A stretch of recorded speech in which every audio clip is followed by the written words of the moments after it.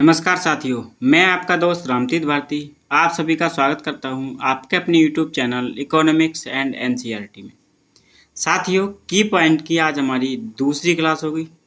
पहली क्लास हम कल कंप्लीट कर चुके हैं जिसमें हमने 20 की पॉइंट को डिस्कस किया था। ठीक है, आज हम फिर से 20 की पॉइंट को डिस्कस करेंगे जो कि आपके आगामी एग्जाम के लिए बहुत ही हेल्पफुल साबित होंगे। तो साथियों, जो भी हमारे चैनल पर पहली बार आए हैं वो हमारे चैनल को सब्सक्राइब करें, वीडियो को लाइक करें और अपने साथियों के साथ शेयर करें। तो साथियों, करते हैं आज की क्लास की शुरुआत।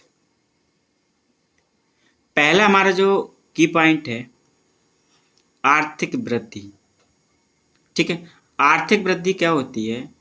जब किसी देश की जीडीपी में वृद्धि होती है, जब किसी देश की जीडीपी में वृद्धि होती है तो उसको हम आर्थिक वृद्धि कहते हैं। ठीक है, आपको याद रखने वाली चीज यहाँ ये है कि आर्थिक वृद्धि जब होगी तो उस देश में केवल ओनली जीडीपी में वृद्धि होगी। ठीक है, जीडीपी में वृद्धि होगी, ओनली जीडीपी में। बात करेंगे हम अपने अगले की पॉइंट के बारे में, और अगला की पॉइंट हमारा आर्थिक विकास। ठीक है, कभी कभी डिफरेंस आ जाता है कि आर्थिक वृद्धि और आर्थिक विकास में क्या अंतर होता है। तो जब हम आर्थिक वृद्धि की बात करते हैं तब केवल जीडीपी में बढ़ोतरी होती है, लेकिन जब हम आर्थिक विकास की बात करते हैं तो जीडीपी के साथ साथ इक्वालिटी यानी कि समानता में वृद्धि होती है। अब आप कहेंगे कि एक देश के लिए केवल जीडीपी का बढ़ना ज़्यादा अच्छा होता है या फिर जीडीपी के साथ साथ इक्वालिटी का भी बढ़ना ज़्यादा अच्छा होता है? तो इसका आंसर है कि जीडीपी के साथ साथ इक्वालिटी का बढ़ना, जीडीपी के साथ साथ इक्वालिटी का बढ़ना ज़्यादा अच्छा माना जाता है, यानी कि आर्थिक वृद्धि से अच्छा आर्थिक विकास माना जाता है। क्यों? क्योंकि आर्थिक वृद्धि में हो सकता है कि उस देश में जो पैसा बढ़ रहा है, जो जीडीपी से संसाधन बढ़ रहे हैं, वो हो सकता है किसी कुछ चुने हुए लोगों के हाथों में आए। लेकिन जीडीपी प्लस इक्विटी यानी कि आर्थिक विकास का तात्पर्य होता है कि यहाँ जीडीपी के साथ साथ जो देश का व्यक्ति है, ठीक है, देश में जो व्यक्ति रह रहे हैं इनकी पर कैपिटा इनकम भी बढ़ेगी। ठीक है, पर कैपिटा इनकम भी बढ़ेगी, और जब किसी देश की पर कैपिटा इनकम बढ़ती है तो उस देश में खुशहाली आर्थिक वृद्धि की अपेक्षा ज़्यादा मानी जाती है। ठीक है, आगे हम बात करेंगे अपने अगली के पॉइंट के बारे में, कार्यशील और आश्रित जनसंख्या। ठीक है, कार्यशील और आश्रित जनसंख्या के बारे में।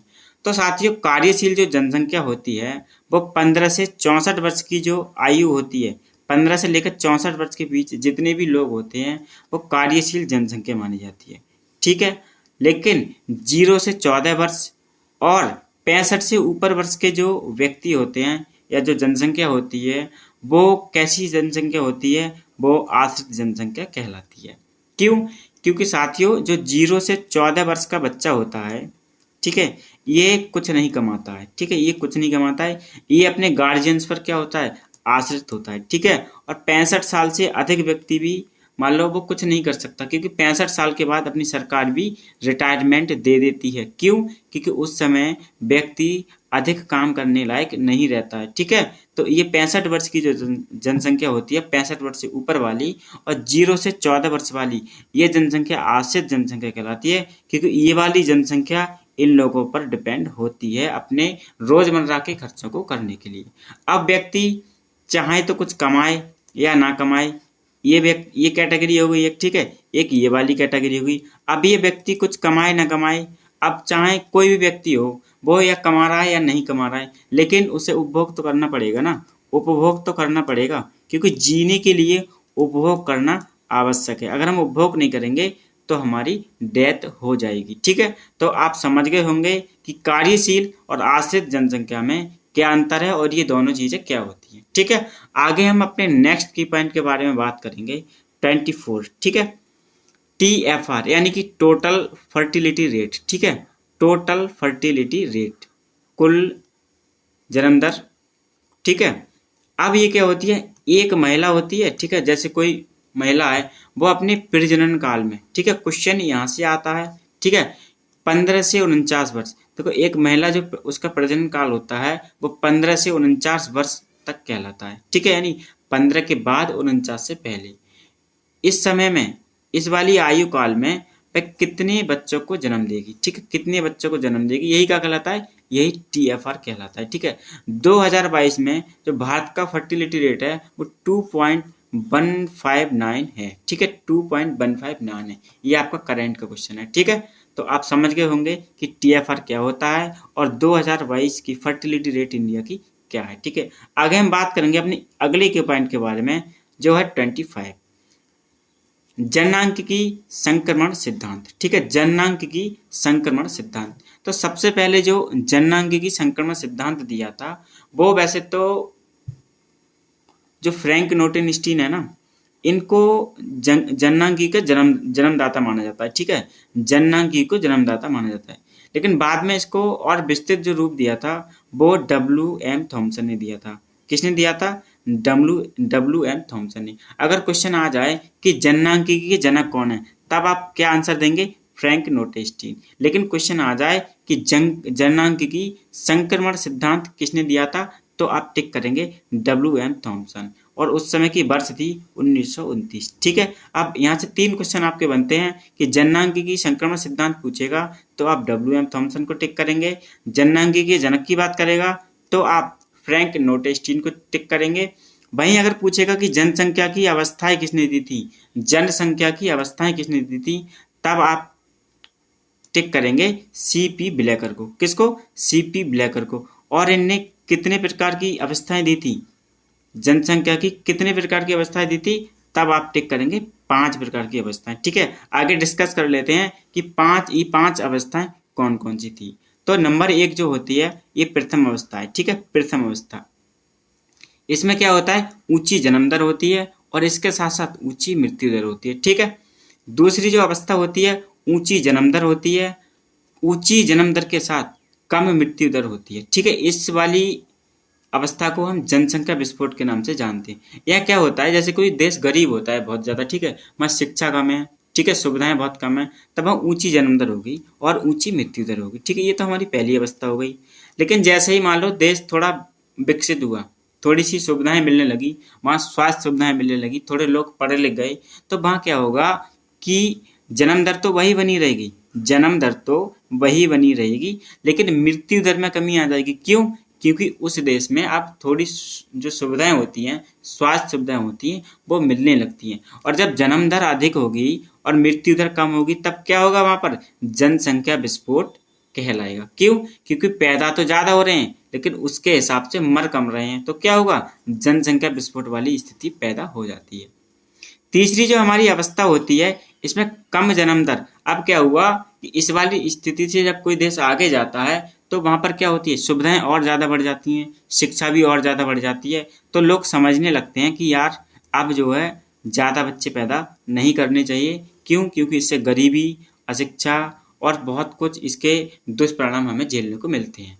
तो कम जन्म दर हो जाती है, ठीक है, जन्म दर भी कम हो जाती है, क्योंकि वहां पर जो हमारे जो उपाय होते हैं जनसंख्या को कंट्रोल करने के, जो कृत्रिम उपाय होते हैं, वो पढ़ी लिखी जनसंख्या उनको यूज करने लगती है। जैसे कि उसमें हो गया, जैसे कि मान लो बहुत ज़्यादा मतलब उम्र, एक एज जो होती है, मतलब कुछ लोग होते हैं, आपने देखा होगा कि पहले 15-16 साल के बच्चों की शादी हो जाती थी, लेकिन अब क्या है, अब ट्रेंड चल रहा है कि 25-30 और कुछ लोग तो 30 प्लस भी शादी करते हैं। तो इसका क्या असर पड़ता है, इसका असर जन्म दर पर पड़ता है, ठीक है। फिर उसके साथ मृत्यु दर भी कम है। क्यों, क्योंकि हमें मूलभूत सुविधाएं जो है मिलने लगी हैं, स्वास्थ्य है हमारा और अच्छा वातावरण है, ये चीजें हमें मिलने लगती हैं, ठीक है। चौथी अवस्था हमारी क्या होती है, चौथी अवस्था में जन्म दर जो है, जन्म दर इतनी कम हो जाती है कि ये मृत्यु दर के बराबर हो जाती है, ठीक है। जन्म दर किसके बराबर हो जाती है, मृत्यु दर के बराबर हो जाती है। तो ये हमारी चौथी अवस्था होती है।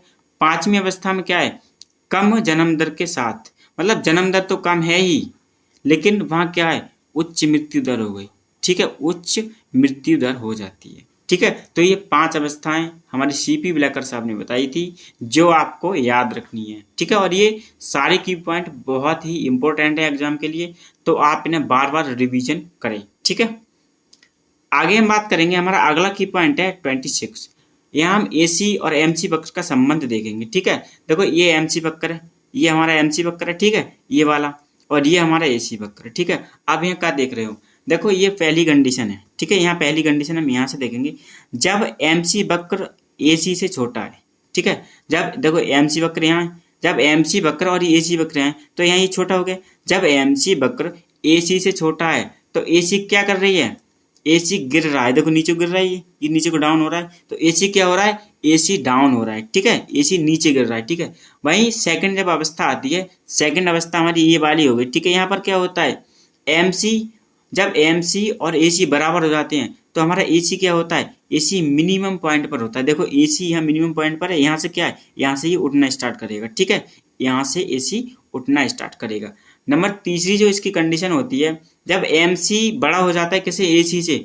देखो यहाँ क्या हुआ, MC बड़ा हो गया किससे, AC से बड़ा हो गया। देखो MC यहाँ ऊपर चला गया MC वक्र, और AC वक्र इसके नीचे आ गया, ठीक है। तब क्या होता है, AC इंक्रीज करती है, तब क्या होता है, AC बढ़ने लगता है। देखो AC वक्र यहाँ से इंक्रीज हो गया, देखो यहाँ से ये इंक्रीज हो रहा है। तो इसकी ये तीन कंडीशन होती है AC और MC वक्र की, ये आपको याद रखनी है, ठीक है। और अगर आपने कुछ, अगर आपको ये चीज़ें भी याद ना रहे ना, ये चीज़ें याद ना रहें, तो आप डायरेक्टली एग्जाम में ये ग्राफ खींच सकते हैं, ठीक है। ग्राफ खींच के आपको इस तरह से ग्राफ खींच सकते हैं, एक लाइन डाल देना बस। देखो ये वाला MC वक्र है, ये AC वक्र है। अगर ये वाली बात आपके दिमाग में रही, तो अगर आपको ये थ्योरी वाला पार्ट भी याद नहीं रहा ना, तो यहाँ से आप क्वेश्चन को बड़े ही आसानी से सॉल्व कर सकते हैं। आप लोग क्या है ना कि वक्रों से डरते हैं, जबकि अगर आप वक्र को सीख गए ना, वक्र को समझना सीख गए, तो इकोनॉमिक्स में कुछ नहीं रखा है, ये रियलिटी है बिल्कुल, ठीक है। आगे हम बात करेंगे 27 की पॉइंट के बारे में, और 27 की पॉइंट में हमने बताया मनी सप्लाई के बारे में, ठीक है, कि भारत में मनी सप्लाई की क्या क्या कंडीशन होती है। तो भैया यहाँ 4 प्रकार की जो है कंडीशन होती हैं। सबसे पहले हम बात करेंगे M1 के बारे में।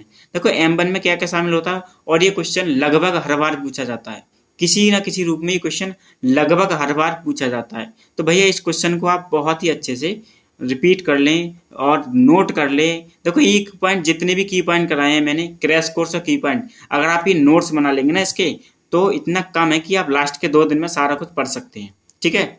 लास्ट के 2 दिन में सारा कुछ पढ़ सकते हैं, और इसका असर आपको एग्जाम में 100% देखने को मिलेगा, ठीक है।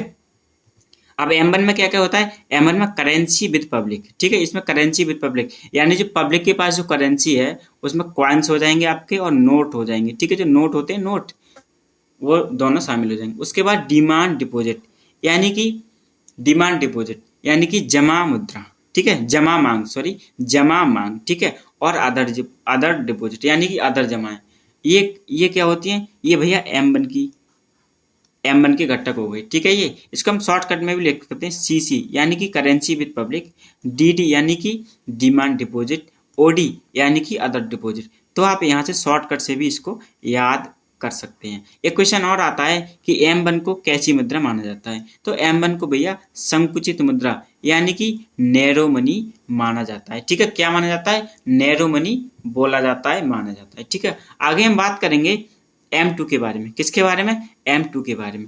तो M2 में M1 शामिल होगा, ठीक है। अब M1 में जितनी भी चीजें हैं ना, वो M2 में शामिल होंगी, ठीक है। इसके साथ साथ पोस्ट ऑफिस सेविंग डिपॉजिट, क्या, पोस्ट ऑफिस सेविंग डिपॉजिट यानी कि जो बचत जमाएं हैं पोस्ट ऑफिस में, वो M1 में शामिल होती हैं। यानी पोस्ट ऑफिस की बचत जमाएं भी M1 में शामिल होती हैं, ठीक है। सॉरी, M2 में शामिल होती है M1 के साथ साथ। तो M1 प्लस POD, इसको आप शॉर्टकट में ऐसे लिख सकते हैं, M1 प्लस POD यानी M2 में M1 आ जाएगा आपका, plus post office saving deposit इसमें आ जाएंगी, ठीक है। अब बात करते हैं हम M3 के बारे में। तो M3 में हमारा M2 आ जाएगा, ठीक है। M2 के साथ साथ time deposit of the public banks, ठीक है। जो पब्लिक बैंक होती है हमारी, वो आ जाएंगी इसमें। टाइम डिपॉजिट यानी कि समय जमाएं, ठीक है। समय जमाएं जो होती हैं पब्लिक बैंक होती है, जैसे कि हमारा SBI हो गया, बैंक ऑफ बड़ौदा हो गया, पंजाब नेशनल बैंक हो गया, यानी RBI को छोड़कर जो भी यहाँ चीजें हैं वो इसमें शामिल होती है, ठीक है। Plus other deposit, other deposit किसमें, RBI में। अदर डिपॉजिट जो RBI में होती है उसको भी हम M3 में शामिल करते हैं, ठीक है। तो आप इसको शॉर्टकट में ऐसे याद कर सकते हैं, M2 plus time deposit plus RBI में अदर डिपॉजिट, ठीक है। आप शॉर्टकट में इसको इस तरह से याद कर सकते हैं। और एक क्वेश्चन यहाँ से और पूछा जाता है कि M3 को क्या बोला जाता है, तो M3 को बोला जाता है व्यापक मुद्रा, यानी कि ब्रॉड मनी। ठीक है, इस चीज को भी आप बहुत अच्छे से याद रखें। ठीक है, और ये सारे क्वेश्चन जितने भी मैं की पॉइंट्स और आपके क्रैश कोर्स करा रहा हूँ, ये सारे क्वेश्चन कभी न कभी बल्कि 2-2 3-3 बार पूछे गए हैं। तो भैया इन क्वेश्चनों को आप बहुत अच्छे से याद कर लें, नोट्स बना लें, बार बार इनका रिवीजन करें। ठीक है, आगे हम बात करेंगे M4 के बारे में। तो देखो आप एक चीज कॉमन याद रखें कि M2 में पोस्ट ऑफिस जमा शामिल होता है और M4 में पोस्ट ऑफिस जमा शामिल होता है। तो एक कीवर्ड बना सकते हैं आप कि जहाँ पोस्ट ऑफिस जमा होगा वो M2 होगा या M3 होगा। अब देखो M4 में क्या है, M4 में M3 आ जाएगा हमारा, और all deposit with post office bank, मतलब पोस्ट ऑफिस में जितने प्रकार की भी डिपॉजिट होते हैं, जितनी भी जमाएं पोस्ट ऑफिस में जमा होती हैं, उनको शामिल करेंगे और हम M3 को शामिल करेंगे। तो भैया ये किसके वैल्यू आ जाएगी, ये M4 की आ जाएगी। ठीक है, अब यहाँ से एक क्वेश्चन आपका और बनता है कि कभी कभी इसका तरलता क्रम पूछ लेता है, कभी कभी इसका तरलता क्रम पूछ लेता है। तो देखो सबसे कम जो तरल होता है वो M4 होता है, उससे कम M3, उससे सॉरी सबसे सबसे जो अधिक होता है ना वो M1 में होता है, इससे कम M2 में होता है, इससे कम M3 में, और सबसे कम किस में होता है, M4 में। तो ये इधर को ये क्रम बढ़ता जाता है। ठीक है, इधर को बढ़ता जाता है और इधर को घटता जाता है। तो ये चीज आप याद रखें। ठीक है, इसको देखो हम एक तरीके से ऐसे भी लिख सकते हैं, M1 M2 M3 M4। तो आप कंफ्यूज मत होना, अगर इस तरह से लिख के आ जाएगा तब भी कंफ्यूज नहीं होना है आपको, और इस तरह से लिख के आ जाएगा तब भी आपको कंफ्यूज नहीं होना है। ठीक है, आगे हम बात करेंगे अपने 28 की पॉइंट के बारे में। किसके, 28 की पॉइंट के बारे में। और इसमें हमने बात की है औसत स्थिर लागत वक्र, यानी कि AFC के बारे में, एवरेज फिक्स्ड कॉस्ट वक्र। ठीक है, इसके बारे में हमने बात की है। सही है, तो सबसे पहले तो क्वेश्चन पूछ लेता है कि इसका जो आकार होता है वो कैसा होता है। तो भैया इसका आकार होता है आयताकार अतिपरवलय, यानी कि रेक्टेंगुलर हाइपरबोला। कैसा होता है, रेक्टेंगुलर हाइपरबोला इसका आकार होता है। ठीक है, लागत लगातार क्या होती है, लागत घटती है। देखो भैया लागत लगातार घटती है, नीचे को आ रहा है तो लागत लगातार घटती है, लेकिन इसका कोई मिनिमम पॉइंट नहीं होता है। ठीक है, इसका कोई मिनिमम पॉइंट नहीं होता है। देखो ये एक्स अक्ष को कहीं भी टच नहीं कर रहा है, ना ही वाई अक्ष को, ना ही एक्स अक्ष को, तो इसका मिनिमम पॉइंट नहीं होता है। एक चीज और, AFC कभी भी 0 के बराबर नहीं होती है, यानी AFC है जो औसत स्थिर लागत है, ये कभी भी 0 नहीं हो सकती है। और ना ही आपकी टोटल फिक्स्ड कॉस्ट जो होती है, कुल लागत होती है, कुल स्थिर लागत जो होती है, वो भी 0 के बराबर कभी भी नहीं हो सकती है। ठीक है, ये दोनों चीजें आपको मैंडेटरी याद रखनी है, क्योंकि एग्जामिनर आपको फंसाने की कोशिश करता है, लेकिन आपको एग्जाम में एग्जामिनर के हिसाब से नहीं चलना है, हमें अपने हिसाब से चलना है। ठीक है, AFC की लोच कैसी होती है, AFC की लोच भैया 1 के बराबर होती है। कैसी होती है, 1 के बराबर होती है। ठीक है, और ये एवरेज की AFC की फुल फॉर्म आपको मैंने बता ही दी, एवरेज फिक्स्ड कॉस्ट। ठीक है, तो आपको औसत स्थिर लागत समझ आ गया होगा। आगे हम बात करेंगे 29 नंबर के बारे में। ठीक है, मैंने जब आभी कराया था तो एक पॉइंट में बच रहा था, उसको मैंने इसमें शामिल कर लिया है। ठीक है, यहाँ दिया है कि डिटर्मिनेंट ऑफ ए मैट्रिक्स, किसी भी मैट्रिक्स का डिटर्मिनेंट हम कैसे निकालते हैं। ठीक है, और डिटर्मिनेंट को हम मॉड A के नाम से जानते हैं। देखो ये मॉड A, ठीक है, मॉड A ऐसे लिखा जाता है, इसको हम बोलते हैं मॉड A। ठीक है, आप याद रखना इस चीज को, मॉड A। ठीक है, जब ये दो इसमें कोष्टक में बंद हो जाता है तो इसको क्या बोलते हैं, मॉड A। अब देखो इसमें मैंने आपको दो चीजें बताई थी, जब मैंने आपको मैट्रिक्स की क्लास कराई थी, इकोनॉमिक्स मैथमेटिकल वाली क्लास में, जो हमारी क्रैश कोर्स की क्लास थी, उसमें मैंने आपको एक चीज बताई थी कि हमारी ये वाली क्या होती है, ये वाली क्या होती है। देखो ये तो हमारी होती है रो, ठीक है, क्या होती है, रो। ठीक है, और ये खड़े क्या होते हैं, ये होते हैं कॉलम। ठीक है, क्या होते हैं, कॉलम। देखो जब मकान में कॉलम होता है तो आपने देखो कि कॉलम किसको बोलते हैं, जो खड़े होते हैं। ठीक है, जो खड़े होते हैं उन्हें क्या बोलते हैं, कॉलम बोलते हैं। तो उस चीज को कीवर्ड बनाना है आपको, और उस कीवर्ड को आपको यहाँ यूज करना है। ठीक है, तो क्या होगा आपका रो और कॉलम में आप कभी भी कंफ्यूज नहीं होंगे। ठीक है, तो इसको कैसे निकालते हैं, देखो मॉड A जब निकालेंगे हम, मॉड A जब निकालेंगे तो क्या करेंगे, देखो ये वाला एक लेंगे हम। ठीक है, ये वाला एक यहाँ लिख लेंगे। ठीक है, ये लिख लिया मैंने एक यहाँ, और ये वाली चीजें कैंसिल हो जाएंगी। ठीक है, ये वाली चीजें कैंसिल हो जाएंगी। तो देखो यहाँ क्या बचा, इतनी एरिया ये बची हमारी, कितनी, इतनी एरिया ये बची, ये मैंने यहाँ लिख लिया, ठीक है, इतनी मैंने यहाँ लिख लिया, कुछ नहीं किया। और अब हम क्या करेंगे, अब हम 2 को लेंगे, ठीक है। तो मैंने जब आव्यूह कराया था आपको, तो मैंने बताया था कि भैया यहाँ पर चिन्ह कैसे चलते हैं, प्लस माइनस और plus, minus plus minus, plus minus और प्लस, ठीक है, इस तरह से हमारे चिन्ह चलते हैं। तो सबसे पहले हमने प्लस ले लिया, अब सेकंड वाली में क्या लेंगे हम, माइनस लेंगे। और जब यहाँ 2 लेंगे हम, तो ये वाली लाइन हमारी कैंसिल और ये वाली लाइन कैंसिल, 2 और 4, ठीक है, और 6 और 2 हमारा यहाँ लिख लिया हमने। कुछ नहीं करना है, बस आपको अभी लिखना है, ठीक है। आगे की चीज़ हम आगे समझाएंगे आपको, ठीक है, आगे की चीज़ हम आगे समझाएंगे आपको, ठीक है। आगे हम क्या देखेंगे कि अब मैंने बताया था, क्या बताया था, प्लस माइनस प्लस, ठीक है, प्लस माइनस प्लस। अब देखो यहाँ कहेंगे आपकी सर आपने यहाँ पर माइनस क्यों लिया है, यहाँ पर माइनस क्यों लिया है, तो भैया जब प्लस की और माइनस की मल्टीप्लाई होती है तो क्या आता है, माइनस आता है, ठीक है। माइनस और माइनस की जब मल्टीप्लाई होती है तो क्या आता है, प्लस आता है। और जब प्लस माइनस की और प्लस की मल्टीप्लाई होती है तब भी क्या आता है, माइनस ही आता है, ठीक है। अब प्लस की मल्टीप्लाई होगी तो प्लस आएगा ही, ठीक है। तो जब यहाँ माइनस लिया, यहाँ हमारा यहाँ माइनस लिया और प्लस हमारा ऑलरेडी यहाँ पर था, तो क्या हुआ, इन दोनों की मल्टीप्लाई होगी, माइनस बन गया, ठीक है। आगे हमने जब ये वाली चीज़ ले ली, ये वाली चीज़ यहाँ ले ली, तो हमारी ये चीज़ कैंसिल हो गई और ये चीज़ कैंसिल हो गई। तो देखो 2 और 4 हमने ये उतार ली, 5 और 3 हमने ये उतार ली, ठीक है, क्लियर है। आगे हम क्या लिखेंगे, एक को हम जैसे के तैसा लिखेंगे, इसकी क्रॉस गुणा कर लेंगे, ठीक है। 5 दूनी 10, पहले ये वाली गुणा करेंगे फिर ये वाली गुणा करेंगे, 5 दूनी 10, 3 छंग 18, और इसमें अंदर हम माइनस यूज करेंगे, ठीक है। क्या करेंगे, माइनस यूज करेंगे। -2 हमने यहाँ लिख लिया, देखो 2 दूनी 4 ये हो गया हमारा, इधर से मल्टीप्लाई यहाँ को की, ठीक है, पहले फिर यहाँ से यहाँ को की, और 4 छंग 24, ठीक है, माइनस यूज करेंगे, अंदर माइनस यूज करना है, इस चीज़ को आपको बहुत याद रखना है, ठीक है, वरना आपका आंसर गलत आएगा, ठीक है। अब यहाँ क्या हुआ, -3 हमने ऐसे उतार लिया, सेम बिल्कुल, कुछ भी डिफरेंस मतलब कुछ भी आपको अलग से करने की जरूरत नहीं है। 2 3 6 हमारा ये आ गया, यहाँ से यहाँ को मल्टीप्लाई किया तो, और यहाँ से यहाँ को मल्टीप्लाई किया तो 4 पंजे 20 हमारे ये आ गए, ठीक है। अब देखो 10 में से 8 जाएंगे तो 10 में से 18 जाएंगे तो कितने बचेंगे। अब देखो अगर यहाँ पर वैल्यू माइनस की ज़्यादा है तो भैया आंसर क्या में आएगा आपका, माइनस में। अगर ये प्लस की होती ज़्यादा वैल्यू तो आंसर क्या में आता, माइनस में आता, ठीक है। सॉरी, अगर प्लस में वैल्यू ज़्यादा होती तो आंसर प्लस में आता, लेकिन यहाँ क्या है, यहाँ माइनस में की वैल्यू ज़्यादा है तो आंसर किस में आएगा, माइनस में, ठीक है। अब हमने क्या करना है, अब हमने क्या करना है आगे, माइनस के 2 लिखना है, माइनस के 2 हमने ऐसे ही लिख लिया, गुणा यहाँ पर भी देखो भाई कंडीशन माइनस के ज़्यादा है तो माइनस के 20 यहाँ आ गई, मैच के 3 हमें ऐसे उतार लेना है, और गुणा पे यहाँ पे फिर से वही कंडीशन बन रही है, तीनों में एक ही कंडीशन बन रही है हमारी, तो फिर से माइनस का आ गया।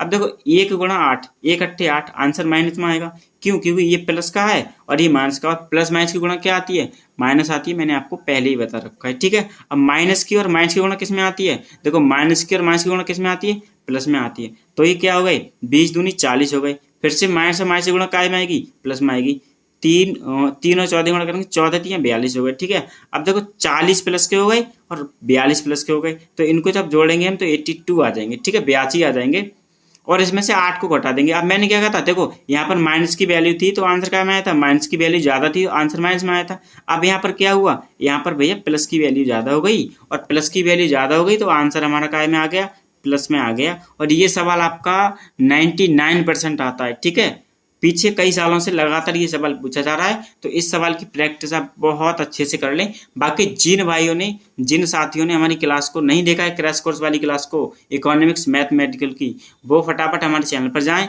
क्रैश कोर्स की प्लेलिस्ट है, वहाँ पर आप सारी क्लासों को देख सकते हैं, और पूरे क्रैश कोर्स को मैंने 21 क्लासों में कंप्लीट कराया है, वहाँ जाकर आप उन क्लासों को देख सकते हैं। तो साथियों चलते हैं आगे। आगे हम बात करेंगे 30 नंबर क्वेश्चन के बारे में, ठीक है, 30 नंबर की पॉइंट के बारे में। इसमें प्रसामान वक्र के क्षेत्रफल की बात की हमने, यानी कि area of normal distribution curve, ठीक है।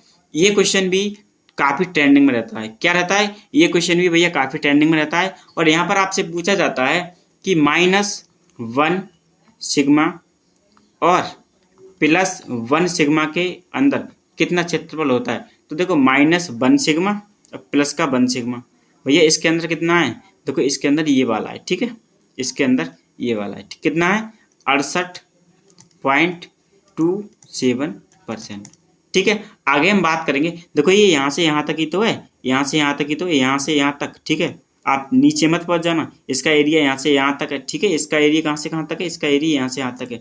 अब आपसे पूछेगा दूसरे क्वेश्चन में, एक क्वेश्चन और आएगा, दो माइनस के 2 सिग्मा प्लस के 2 सिग्मा के अंदर कितना होता है, तो 95.45%, ठीक है। वहीं आपसे पूछे कि माइनस के 3 सिग्मा या प्लस के 3 सिग्मा, ठीक है, इसके अंदर कितना क्षेत्रफल होता है, तो 99.73%, ठीक है। ये क्वेश्चन काफी ट्रेंडिंग में रहता है, तो भैया इस क्वेश्चन को आपको बहुत ही अच्छे से पढ़कर जाना है, ठीक है, बहुत अच्छे से इसकी प्रैक्टिस करके जानी है, ठीक है। आगे हम बात करेंगे हमारा 31 क्वेश्चन के बारे में, नैतिक खतरे, ठीक है। नैतिक खतरे यानी कि मोरल हजार्ड्स, क्या मोरल हजार्ड, बहुत ही ट्रेंडिंग में रहने वाला क्वेश्चन है ये भी, ठीक है, बहुत बार पूछा गया है। अब देखो जो मोरल हजार्ड्स होते हैं ये कहाँ कहाँ हो सकते हैं, देखो फॉर सेल यानी कि जब हम किसी वस्तु को खरीदने जाते हैं, या नई वस्तु की बात नहीं कर रहे हैं, यूज्ड वस्तु की, किसकी, यूज्ड वस्तु की, यूज्ड गुड्स के बारे में। अब जैसे कि मान लो आप सेकंड हैंड कार लेने गए, ठीक है, सेकंड हैंड कार, तो मैंने आपको कल के की पॉइंट में क्या पढ़ाया था, कल के की पॉइंट में मैंने आपको पढ़ाया था नींबू बाजार, क्या पढ़ाया था, नींबू बाजार यानी कि लेमन मार्केट, किसने दी थी, अकरलॉफ ने, ठीक है, अकरलॉफ ने दी थी। ये उसी से संबंधित है कि जब हम कोई सेकंड हैंड कार लेने जाते हैं तो वहां पर दुकानदार क्या करता है, हमें उसके बारे में कंप्लीट जानकारी नहीं देता है, क्या नहीं देता है, कंप्लीट जानकारी नहीं देता है। तो उससे क्या होता है हमारा, उससे मोरल हजार्ड्स उत्पन्न होता है, नैतिक खतरे उत्पन्न होते हैं, ठीक है। अब मान लो उसने हमने पैसा दिया कितना ही और उसने हमें चीज दे दी कितने की भी, ठीक है, तो ये क्या है, ये मोरल हजार्ड्स है। और क्या होते हैं, टेनेंट्स में होते हैं और लैंड लॉर्ड्स में होते हैं, यानी कि किराएदार और मकान मालिक में होते हैं। जैसे कि मान लो आप किराएदार हो, आप किसी के मकान में रहने लगे, तो कुछ लोग क्या होते हैं कि मकान मालिक को ना बहुत ज़्यादा परेशान कर लेते हैं, लाइट खुली छोड़ दी, पानी की टंकी खुली छोड़ दी, या फिर बहुत तेज आवाज़ से गाना बजा रहे हैं, या फिर उनके घर पर शराब पीकर आप जो है बहुत ज़्यादा शोर शराबा कर रहे हैं। तो इससे क्या होगा, किराएदार से तो भैया मकान मालिक को बहुत ज़्यादा नुकसान हो जाएगा। वहीं कुछ मकान मालिक कैसे होते हैं कि जब आप कमरा देखने जाएंगे या आप कोई मान लो कहीं रहना है, आपको फ्लैट देखने जाएंगे, फ्लैट वगैरह, तो मकान मालिक कहेगा कि भैया 24 आवर लाइट है, 24 आवर बिजली पानी है, और यहाँ पर हमारी ये सुविधा है या वो सुविधाएं हैं, आपको तमाम तरह की सुविधाएं बता देगा। लेकिन 8 दिन तक तो क्या चलेगा, 8 दिन तक तो सब सही चलेगा, और 8-10 दिन के बाद क्या होगा भैया, वो क्या करेगा, लाइट जैसे 24 घंटे मिल रही थी 10 घंटे मिलने लगेगी, पानी 24 घंटे कि भैया सुबह करो या शाम करो, इतना पानी हमारे पास नहीं है। तो इससे क्या होता है, इससे नैतिक खतरे उत्पन्न होते हैं, इससे मोरल हजार्ड्स उत्पन्न होता है, ठीक है। तो ये चीजें आपको याद रखनी है। आगे ये किस एरिया में होता है, हेल्थ इंश्योरेंस वाली एरिया में होता है, स्वास्थ्य बीमा हो गया या अन्य किसी प्रकार के बीमे हो गए उसमें होता है। देखो इसमें क्या होता है कि जब आपसे बीमा कराते हैं ना, जब आप किसी चीज का बीमा कराने जाएंगे, या कोई आप किसी भी प्रकार का बीमा हो गया, गाड़ी का बीमा हो गया, स्वास्थ्य बीमा हो गया, या फिर किसी भी प्रकार का जीवन बीमा हो गया, ठीक है, तो क्या होता है कि वो इतनी जगह साइन कराते हैं आपसे कि आप उन चीजों को पढ़ते भी नहीं है ढंग से, ठीक है। मतलब 10 जगह या 15 जगह ऐसे करके आपसे साइन ले लेंगे, और भाई इतना छोटा छोटा लिखा होगा, इतना छोटा छोटा क्या कि कुछ मान लो अगर 100 व्यक्ति बीमा करवाने जा रहे हैं ना, तो मुश्किल से एक व्यक्ति उन चीजों को पढ़ेगा, और वो क्या होते हैं, उनके टर्म्स एंड कंडीशन होते हैं, और हम आंखें बंद कर कर उनके सारे टर्म्स एंड कंडीशन पर साइन कर देते हैं। फिर आपको दिक्कत कब होती है, फिर आपको जब होती है जब आपको उसकी जरूरत पड़ती है। जैसे कि स्वास्थ्य बीमा कराया आपने और आप बीमार हो गए, ठीक है, तो मान लो आपको बीमार हो गए और आप हो गए एडमिट भर्ती साहब अस्पताल में, और आपने क्या किया, पैसा तो मिल ही जाएगा हमें बीमा कंपनी से। मान लो आपको कोई ऐसी बीमारी हो गई, ठीक है, जैसे कि मान लो टाइफाइड हो गया, बुखार आ गया, अब वो आप कहेंगे बीमा वाली कंपनी से कि भैया हमें बीमार हो गए, हमें पैसा दो, तो कंपनी कहेगी कि ये जो था ना, ये जो बीमा आपने कराया था ये केवल गंभीर रोगों के लिए था। किसके लिए था, गंभीर रोगों के लिए था। अब आपको हुआ टाइफाइड, नॉर्मल सी चीज है, तो क्या करेंगे, आप कहेंगे कि ऐसा तो कुछ नहीं था, ऐसा हमें कभी नहीं बताया गया था। तो वो क्या करेंगे, आपसे कहेंगे कि आपके साइन हमारे पास हैं टर्म्स एंड कंडीशन में। जब वो आपको सारी चीजें दिखाएंगे लाकर टर्म्स एंड कंडीशन में, तब आप सोचेंगे यार हमें तो ठग लिया गया है, क्या हुआ है, हमारे को चूना लगा दिया गया है। तो ये क्या है, ये नैतिक खतरा में आ जाएगा, ठीक है। ऐसे ही होता है, ठीक है, अन्य बीमा वगैरह में ऐसे होता है। तो आप लोग ये गलती कभी ना करें, क्यों, क्योंकि आप लोग अर्थशास्त्र सब्जेक्ट के विद्यार्थी हैं। आगे बात करेंगे बोरोवर्स और लेंडर, यानी कि उधार लेने वाला और उधार देने वाला। अब जैसे कि आप उधार लेने गए किसी से, ठीक है, तो उधार लेने जाएंगे तो कुछ चीज, अब जैसे जब आप किसी बैंक से उधार लेने गए, ठीक है, तो बैंक बहुत ज़्यादा कागज कार्रवाई कराता है, ठीक है, बहुत ज़्यादा कागज कार्रवाई कराता है। या फिर आप किसी प्राइवेट व्यक्ति के पास लेने जाएंगे लोन, तो वो क्या करेगा, उससे भैया कुछ ना कुछ चाहिए सबूत, मतलब क्या बोलते हैं उसे, एक चीज, जैसे मान लो जो सुनार लोग होते हैं वो क्या लेंगे आपसे, जैसे आपका गोल्ड है, आपका चांदी है, सिल्वर जैसे बोलते हैं, वो आपसे ले लेंगे, ठीक है, उसके बदले क्या देंगे, लोन लेंगे, ठीक है, लोन देंगे आपको, पैसा दे देंगे, ठीक है। और आप बैंक में लोन लेने जाएंगे तो बहुत ज्यादा कागजी कार्रवाई होता है। तो आप क्या करेंगे कि आप, कुछ लोग क्या करते हैं, मान लो मैं, आप नहीं करेंगे, नारा से मत होना, क्या होगा कि कुछ लोग क्या करते हैं कि जो मूल जानकारी होती है ना, जो मूल जानकारी होती है स्वयं के बारे में, जो तथ्य होते हैं, उनको क्या करेंगे भैया, छुपाने की कोशिश करेंगे। क्या करेंगे, छुपाने की कोशिश करेंगे। जैसे कि कमा रहे हैं 10,000 और बैंक को बताएंगे कि हम 20,000 कमा रहे हैं, ठीक है, बैंक को बताएंगे कि हम 20,000 कमा रहे हैं, ठीक है, तो इससे क्या होगा, इससे बैंक का नुकसान हो जाएगा। तो ये भी किस में आते हैं, नैतिक खतरे में आते हैं, ठीक है। ये तो उधार लेने वाला हो गया। अब क्या है, उधार लेने वाला, दोनों जगह एक ही चीज लग गई है, आप यहाँ देने वाला कर दें, ठीक है, उधार देने वाला। या फिर जब आपको उधार कोई देगा ना, तो वो आपसे बहुत ज्यादा कागजों पर कार्रवाई करा लेगा, जैसे कि बीमा में आपसे साइन कराए थे, उसी प्रकार से आपसे साइन ले लेगा, और फिर से वही सारी चीजें आपको जैसे उसमें आई थी जी बीमा वाले में, उसी तरह की दिक्कतें आपको देखने को मिलेंगी। तो ये भी क्या हो जाएगा, ये भी भैया आपके नैतिक खतरे में आ जाएगा। आगे हम बात करेंगे, जैसे किसी प्रोडक्ट को आप खरीदते हैं तो उसकी गारंटी या वारंटी मिलती है, ठीक है, गारंटी या वारंटी मिलती है, लेकिन उनके भी क्या होते हैं, उनके भी टर्म्स एंड कंडीशन होते हैं नीचे लिखे हुए, आप पढ़ते नहीं है, छोटे छोटे अक्षरों में ये टर्म्स एंड कंडीशन लेते हैं, लिखे होते हैं, उन्हें हम और आप लोग नहीं पढ़ते हैं। क्यों, क्योंकि वो चीज़, कोई चीज़ खरीदने गए हम तो बस उसको ले आए। अब जब आपको दिक्कत पड़ती है तब आप जाते हैं, तो क्या करता है दुकानदार, भैया ऐसी टर्म्स एंड कंडीशन में ये वाली कंडीशन ऐसी थी नहीं, ठीक है, तो हम इसको ना तो चेंज कर सकते ना इसकी वारंटी दे सकते हम, ठीक है। तो ये चीज़ें आपको बहुत ध्यान रखनी है, ठीक है। आगे हम बात करेंगे 32वें की पॉइंट के बारे में। इसमें हमने बात की थर्ड डिग्री डिस्क्रिमिनेशन, ठीक है, यानी कि मूल्य भेदभाव, ठीक है। इसमें क्या होता है कि देखो, एक बिक्री रणनीति, ये क्या होती है, एक बिक्री रणनीति होती है जो ग्राहकों को एक ही उत्पाद या सेवा के लिए अलग अलग कीमतों का शुल्क लेती है। कैसे लेती है, जैसे कि मान लो आप गए थिएटर मूवी देखने, कहाँ गए, आप थिएटर चले गए मूवी देखने, तो आपने देखा होगा कि मान लो आप मूवी देखने चले गए पीके, ठीक है, पीके मूवी देखने चले गए, या फिर बाहुबली मूवी देखने चले गए, ठीक है, बाहुबली मूवी देखने चले गए, तो क्या होगा, देखो आपको ना 3 प्रकार की टिकट्स मिलेंगी वहां पर, 3 या फिर डिपेंड करता है कि आप कैसे थिएटर में जा रहे हैं।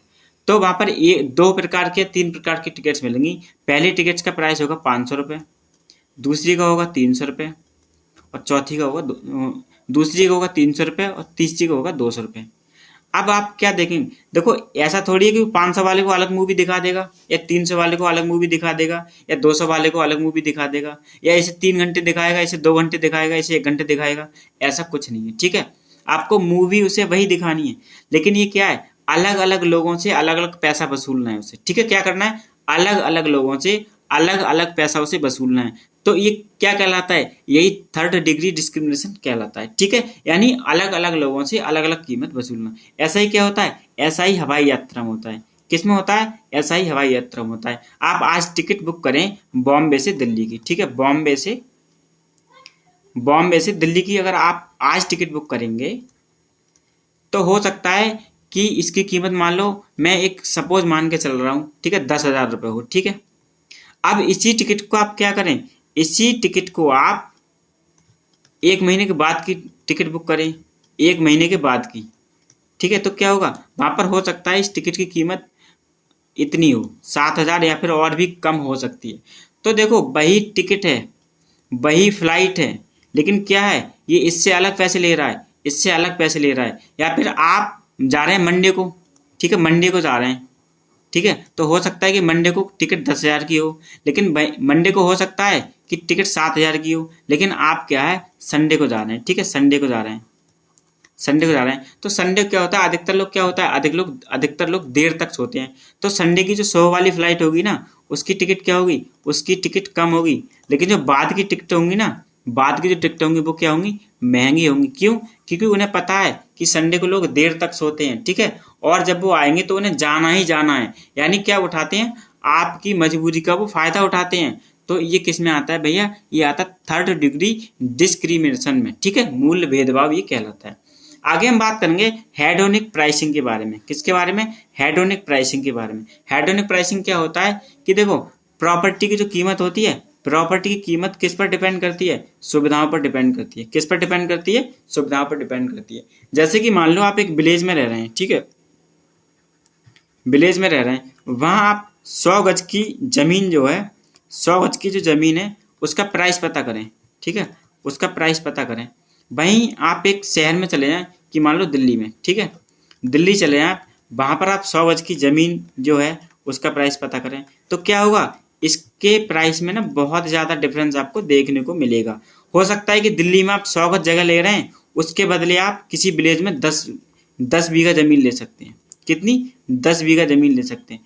तो ऐसा क्यों है, ऐसा क्यों है, क्योंकि दिल्ली में जो सुविधाएं हैं ना, दिल्ली में जो सुविधाएं हैं वो एक विलेज में सुविधाएं नहीं होंगी।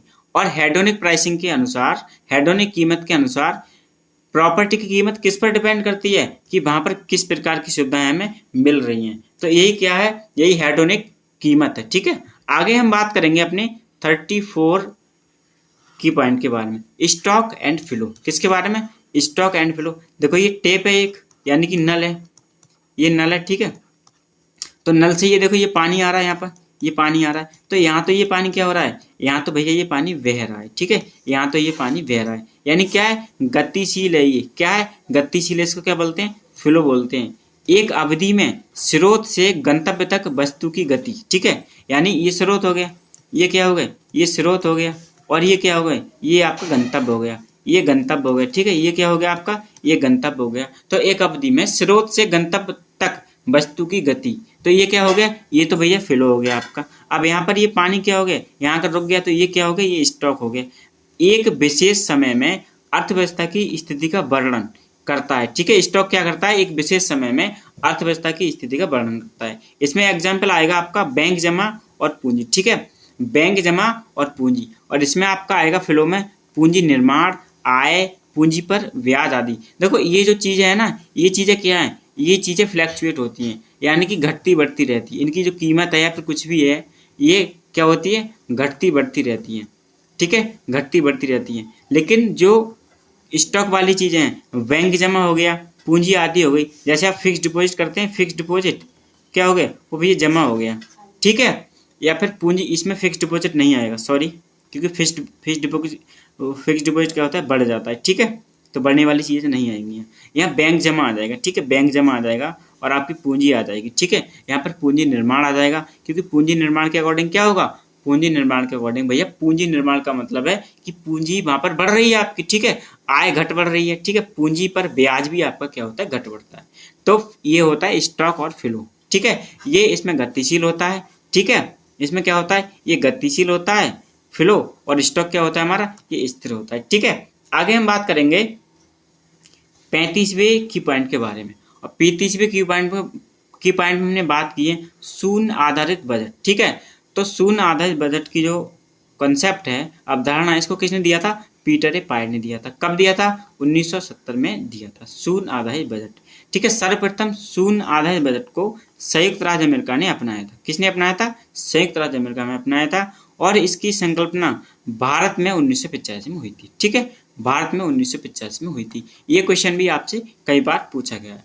आगे हम बात करेंगे जेंडर बजटिंग के बारे में, ठीक है, लिंग आधारित बजट। क्या, लिंग आधारित बजट, ठीक है। अब ये क्या है, ये कोई अलग से बजट नहीं होता है, बल्कि बजट का एक पार्ट ये होता है, ठीक है। इसमें क्या होता है कि महिलाओं को मुख्य धारा में लाने के लिए जेंडर बजट की शुरुआत की गई थी, ठीक है। इससे क्या होता है कि महिलाओं को कुछ सुविधाएं अलग से दी जाती हैं, जिसके माध्यम से हम लैंगिक समानता को कम करते हैं। यहाँ मैंने बढ़ा दिया है, लैंगिक समानता को बढ़ाते हैं, ठीक है, ये सही है बिल्कुल, लैंगिक समानता को बढ़ाने का काम करते हैं। यानी कि जो पुरुष है, सॉरी, जो मेल है या जो फीमेल है, इनके बीच की जो असमानता है इसको हम क्या करते हैं, इसको कम करते हैं। फीमेल को अधिक सुविधाएं प्रदान करते हैं ताकि जो मेल हैं और जो फीमेल हैं उनको बराबर में लाया जा सके। जैसे कि हमारे भारत में क्या था, कुछ दिन पहले तक जो इंडियन आर्मी है, इंडियन आर्मी में क्या होता था, इंडियन आर्मी में महिलाओं की भर्ती नहीं होती थी। लेकिन अब क्या है, अब महिलाओं की भर्ती लगभग हर जगह होने लगी है। देखो महिलाएं जो ट्रेन ड्राइवर भी बनने लगी हैं, ठीक है, फाइटर प्लेन भी उड़ाने लगी हैं, ठीक है, और इंडियन आर्मी में भी जाने लगी हैं, ठीक है। तो ये चीजें, ये क्या है, ये हम लैंगिक समानता को क्या कर रहे हैं, लैंगिक समानता को बढ़ा रहे हैं, ठीक है, लैंगिक समानता को बढ़ा रहे हैं और लैंगिक असमानता को क्या कर रहे हैं, कम कर रहे हैं, ठीक है। आगे हम बात करेंगे 37 नंबर की पॉइंट के बारे में। देखो यहाँ एक टॉपिक लिया है हमने, ये इन्वायरमेंटल इकोनॉमिक्स का टॉपिक है और पब्लिक इकोनॉमिक्स में भी आता है। देखो यहाँ हमारी किस प्रकार की वस्तु है, प्रतिद्वंदी, ठीक है, और ये कैसी है, बहिष्कृत। प्रतिद्वंदी और बहिष्कृत ये दोनों प्रकार की वस्तु है। ये कौन सी वस्तु होती है, प्राइवेट गुड्स होती है। देखो प्रतिद्वंदी और बहिष्कृत का मतलब है कि जो व्यक्ति पैसा देगा उसी को ये चीजें मिलेंगी, जो व्यक्ति पैसा नहीं देगा उसको ये चीजें नहीं मिलेंगी, ठीक है। ये कौन सी होती है, प्राइवेट गुड्स होती है। भाई अगर हम बात करें कॉमन गुड के बारे में, ठीक है, यानी कि सामान्य वस्तुओं के बारे में, तो जैसे कि माइंस हो गया, फिशरीज हो गई, फॉरेस्ट हो गया, तो ये प्रकृति में कैसे होती हैं, ये भैया प्रतिद्वंदी तो होती हैं लेकिन गैर बहिष्कृत होती है, ठीक है, गैर बहिष्कृत होती है। अब जैसे कि कोई माइंस हो गई, यानी कि कोई खदान हो गई, तो हम खदान में अगर किसी को मना कर सकते हैं क्या, किसी को रोक सकते हैं आने से कि भैया तुम खदान में नहीं आ सकते। या कोई व्यक्ति मछली पकड़ रहा है, उसको हम कह सकते हैं कि तुम यहाँ मछली नहीं पकड़ सकते, क्यों, क्योंकि अगर कोई तालाब है वहां पर अगर ए का जितना हक है वहां बी का भी उतना ही हक होगा, क्यों, क्योंकि ये तालाब निजी नहीं है। कैसा नहीं है, निजी नहीं है। अब कोई जंगल से मान लो एक व्यक्ति है ए, ये लकड़ी काट कर ला रहा है, बी कह रहा है भैया मैं भी लाऊंगा काट कर, तो क्या हम रोक सकते हैं। लेकिन ये प्रतिद्वंदी क्यों कहलाती हैं, क्योंकि भैया इनका खत्म होने का खतरा होता है, ये मतलब खत्म हो सकती है, ठीक है, खत्म हो सकती है, फिशरीज खत्म हो सकती है। अब क्या होगा, जैसे कि मान लो दो व्यक्ति एक तालाब में मछली पकड़ रहे हैं, अब यहाँ को हो जाए 8 लोग मछली पकड़ने लगे तो मछलियां खत्म हो जाएंगी जल्दी, ठीक है। अब मान लो एक लोग लकड़ी ला रहे हैं काट के जंगल से, अभी मान लो एक लोग ला रहे हैं, आगे क्या होगा 100 लोग ला रहे हैं, क्यों, क्योंकि गैर बहिष्कृत हम रोक नहीं सकते किसी को। तो इन पर क्या खतरा आ जाएगा कि भैया फॉरेस्ट जो जंगल है वो उजड़ने की कगार पर आ जाएगा। तो प्रतिद्वंदी और गैर बहिष्कृत वस्तु हमारी ये हो गई, और ये प्रतिद्वंदी और बहिष्कृत हमारी वस्तु ये हो गई, ठीक है। अब बात करेंगे हम बहिष्कृत और गैर प्रतिद्वंदी वस्तुओं के बारे में, यानी कि बहिष्कृत और गैर प्रतिद्वंदी वस्तुओं के बारे में, ठीक है। क्लब गुड्स, यानी इसको हम बहिष्कृत कर सकते हैं, हम बहिष्कृत कर सकते हैं, लेकिन ये गैर प्रतिद्वंदी नहीं है। कैसी नहीं है, गैर प्रतिद्वंदी नहीं है। मतलब जो पैसा देगा उसको हम दे सकते हैं, जो पैसा देगा उसको हम देंगे। जैसे कि केबल टीवी हो गया, अब केबल टीवी का जो किराया देगा ना महीने का, जो जिसका जितना भी मान लो बिल आता है या फिर जितना भी रिचार्ज आपको कराना पड़ता है, वो अगर रिचार्ज आप देंगे तो भैया केबल टीवी आपको ही मिल जाएगी। भैया अगर प्राइवेट पार्क हो गया, मान लो किसी प्राइवेट पार्क का 100 रुपये का टिकट है, 100 रुपये का टिकट है, तो जो 100 रुपये का टिकट देगा उसको हम क्या करेंगे, उसके लिए गैर प्रतिद्वंदी हो जाएगी ये, ठीक है, गैर प्रतिद्वंदी हो जाएगी। लेकिन जो 100 रुपये नहीं देगा उसको हम बहिष्कृत कर सकते हैं, उसको पार्क से बाहर कर सकते हैं हम, ठीक है। तो और ऐसा ही सिनेमा हो गया, जो टिकट लेगा वही तो मूवी देख लेगा, जो टिकट लेगा वही तो मूवी देख लेगा, जो टिकट नहीं लेगा उसे मूवी नहीं देखने देंगे हम, ठीक है। तो ये गैर प्रतिद्वंदी और बहिष्कृत वस्तुओं की श्रेणी में आ गई। अब क्या हुआ, अब हम बात करेंगे गैर प्रतिद्वंदी, यानी ये वाली गैर प्रतिद्वंदी और गैर बहिष्कृत, ये गैर बहिष्कृत और ये हमारे गैर प्रतिद्वंदी वस्तु के बारे में, ठीक है। ये कहलाती है पब्लिक गुड्स, ठीक है, पब्लिक गुड्स कहलाती है, लोक वस्तु जैसे हम बोलते हैं, ठीक है। एयर हो गया, एयर हवा, रोक सकते हैं किसी को आप सांस लेने को, नहीं रोक सकते, और इसका पैसा भी देना हमें नहीं पड़ता है, ठीक है। कोई न्यूज हो गई, ठीक है, न्यूज के बारे में, जैसे कहीं कोई न्यूज चल रही है या कोई और बात है, तो आप उसको, जैसे कि दूरदर्शन पर न्यूज आती है, दूरदर्शन का वो ले लो यहाँ पर। अब दूरदर्शन, जिसके घर पर टीवी है भैया वो दूरदर्शन देखेगा, क्यों, क्योंकि इसका कोई किराया नहीं जाता है। या फिर डीटीएच के जो चैनल होते हैं, डीटीएच के चैनल होते हैं, डायरेक्ट टू होम, उसके चैनलों का कोई पैसा नहीं जाता है, ठीक है। तो ये कैसी चीजें हैं, ये भैया पब्लिक गुड्स हैं। कैसी चीजें, पब्लिक गुड्स हैं, एक व्यक्ति दूसरे व्यक्ति को इनका उपभोग करने से नहीं रोक सकता। सनशाइन हो गया, धूप जिसे हम बोलते हैं। अब धूप को किसी व्यक्ति को रोक सकते हैं? अब नहीं रोक सकते, ठीक है, नहीं रोक सकते हैं। तो बहिष्कृत और प्रतिद्वंदी, बहिष्कृत और गैर प्रतिद्वंदी, प्रतिद्वंदी और गैर बहिष्कृत, गैर प्रतिद्वंदी और गैर बहिष्कृत, ये वस्तुएं आपको बहुत अच्छे से आनी चाहिए, क्योंकि यहाँ से एक क्वेश्चन आपको जरूर आता है, ठीक है। आगे हम बात करेंगे अपने 38 पॉइंट के बारे में, 38 की पॉइंट के बारे में। इसमें हमने शामिल किया है वित्तीय बाजार को, ठीक है, फाइनेंशियल मार्केट को। तो ये दो प्रकार की होती है, कैपिटल मार्केट और मनी मार्केट, ठीक है, कैपिटल मार्केट और मनी मार्केट। कैपिटल मार्केट को हम दो चीज़ों में डिफाइन करते हैं, दो चीज़ों में डिवाइड करते हैं, प्राइमरी मार्केट यानी कि प्राथमिक बाजार, सेकेंडरी मार्केट यानी कि द्वितीयक बाजार। इसमें न्यू सिक्योरिटी इश्यू होते हैं, इसमें इश्यू सिक्योरिटी ट्रेड होता है, ठीक है। आगे हम बात करेंगे अपने 39 की पॉइंट के बारे में, मुद्रा बाजार के यंत्र, ठीक है, मुद्रा बाजार के यंत्र, ये हमारा मनी मार्केट हो गया, ठीक है। अब मनी मार्केट देखो, आपको याद रखना है कि ये अल्पकालीन होता है, ठीक है, कैसा होता है, ये अल्पकालीन होता है। यही क्वेश्चन आपसे कई बार ही पूछा गया है कि जो मुद्रा बाजार है वो अल्पकालीन होता है या दीर्घकालीन होता है, तो आप क्या टिक करेंगे कि ये अल्पकालीन होता है, ठीक है। इसमें ट्रेजरी बिल शामिल होता है। देखो ट्रेजरी बिल एक कॉमन चीज है, ठीक है, एक कॉमन चीज है, ठीक है। क्यों क्यों कह रहा हूँ मैं कॉमन चीज है? ये कॉमन इसलिए है कि कैपिटल बाजार में भी यूज होता है, किसमें, कैपिटल बाजार में भी यूज होता है, लेकिन वहां पर कैसा होता है, ये वहां पर दीर्घकालीन होता है, ठीक है, वहां पर कैसा होता है, दीर्घकालीन होता है। लेकिन यहाँ कैसा है, यहाँ ही अल्पकालीन है, ठीक है। वाणिज्य पत्र यानी कि कॉमर्शियल पेपर्स हो गए, ठीक है। सर्टिफिकेट ऑफ डिपॉजिट्स, जमाकर्ता के प्रमाण पत्र हो गए। रीपर्चेज एग्रीमेंट, पुनर्क्रय अनुबंध हो गया, ठीक है। कॉर्पोरेट बॉन्ड्स, कॉर्पोरेट बॉन्ड हो गए, ठीक है, कॉर्पोरेट बॉन्ड्स, ठीक है। बैंकर की स्वीकार्यता, बैंकर्स एक्सेप्टेंस, ये चीजें इसके यंत्र होते हैं, ठीक है, यानी कि इसके मनी मार्केट के इंस्ट्रूमेंट होते हैं। आगे हम बात करेंगे कैपिटल बाजार के बारे में, किसके बारे में, पूंजी बाजार यंत्र के बारे में, यानी कि कैपिटल मार्केट्स यंत्र, ठीक है, कैपिटल मार्केट इंस्ट्रूमेंट। ये कैसी होती है, ये दीर्घकालीन होती है। देखो ट्रेजरी बिल ये आ गए यहाँ पर, ट्रेजरी बिल, ठीक है। इसमें फिक्स्ड डिपॉजिट भी आता है यानी कि एक मुश्त जमा, इसमें बॉन्ड्स भी आते हैं, ठीक है, इसमें विदेशी विनिमय भी आता है, इसमें डिवेंचर्स भी आता है। तो ये सारी चीजें किसके होती हैं, और इसमें स्टॉक भी आता है। ये सारी चीजें किसके इंस्ट्रूमेंट है, कैपिटल मार्केट के। तो आपको ये चीजें बार बार रिवीजन करनी है, बार बार पढ़नी है, ठीक है। और आज की हमारी क्लास संपूर्ण होती है, यानी कि खत्म होती है, ठीक है। आपको 40 की पॉइंट हमने करा दिए, 20 कल की क्लास में और 20 आज की क्लास में, ठीक है। आगे हम कल मिलेंगे एक नई क्लास के साथ। आज की क्लास आपको कैसी लगी हमें कमेंट के माध्यम से जरूर बताएं, ठीक है। जय हिंद, जय भारत।